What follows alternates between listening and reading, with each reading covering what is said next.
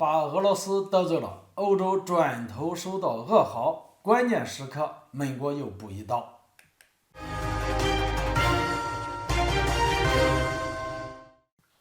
大家好，我是杨玉华，欢迎来到玉华观点。今天我们来聊聊欧盟宣布新一轮制裁，又得罪一次俄罗斯，转头收到噩耗，美国也跑来补一刀。欧洲曾在俄乌冲突爆发之初盲目跟随美国，对俄罗斯发起一轮又一轮的制裁，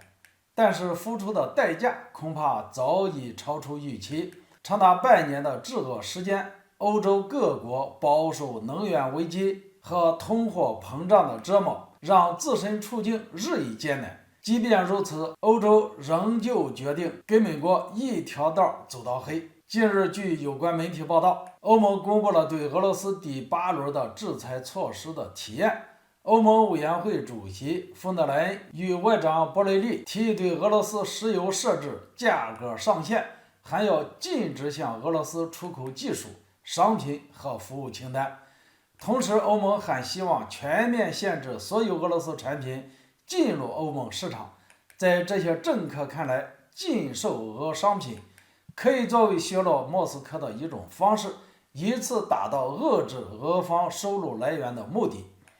冯德莱恩认为，此举将使俄罗斯损失大约70亿欧元的收入。值得一提的是，欧盟委员会还强调，不要想着逃避对俄罗斯制裁，因为这将受到更严厉的制裁。说实话，如今欧盟的制裁措施能一直延续到第8轮，实在是令人惊讶。要知道，从第1轮制裁开始，欧盟不顾自己严重依赖俄能源的现实，恶意针对俄石油和天然气，结果给自己造成了严重的损失。如何过冬不仅成了亟待解决的大难题，而且能源短缺还导致经济下滑，通胀率飙升，大规模抗议游行不断，民众要推翻当地政府的声音更是络绎不绝。在这样一个大背景下，欧盟刻意减少商品供需会带来什么影响，可想而知。不过有句老话说得好，人倒闷起来喝凉水都要塞牙。欧盟这边刚宣布新制裁，把俄罗斯又得罪一遍，转头就接到新的噩耗。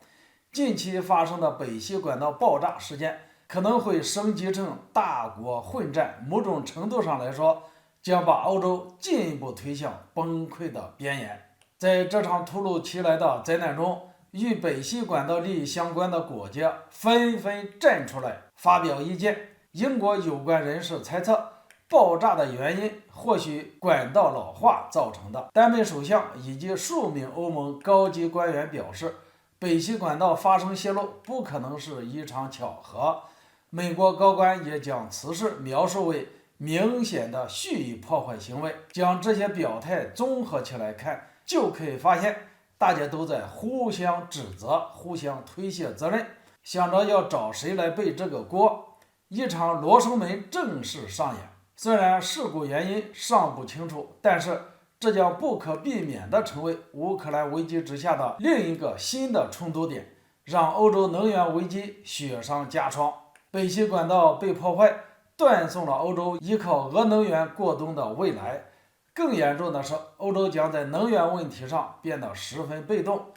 当前环境下，欧洲经济市场的前景就十分渺茫，大量企业早已失去生机，而北溪事件则加剧了欧洲紧张局势，进一步加速资本外逃，欧洲经济环境再次惨遭破坏。就在这样一个关键时刻，美国又跑来补了一刀。近日有4名欧美官员称，拜登政府已经对欧盟缓慢援乌的态度表示出了不满，为了让欧盟赶紧给乌克兰打钱，还要求欧盟为财政支持建立一个常态机制。不得不说，该机制一旦落实，将再次加重欧洲的负担。要知道，在北溪事件后，欧洲已经迎来有史以来最为严重的能源和经济危机，双重压力之下，美国还要让已经入不敷出的欧盟拿钱来援助乌克兰，无异于是要将其彻底逼上绝路。事实可见，欧洲跟随美国对付俄罗斯，没有功劳也有苦劳，但如今得到了什么呢？大概只得到一个使命，当美国盟友的称号吧。今天这个话题就聊到这里，欢迎大家留言交流，下次见。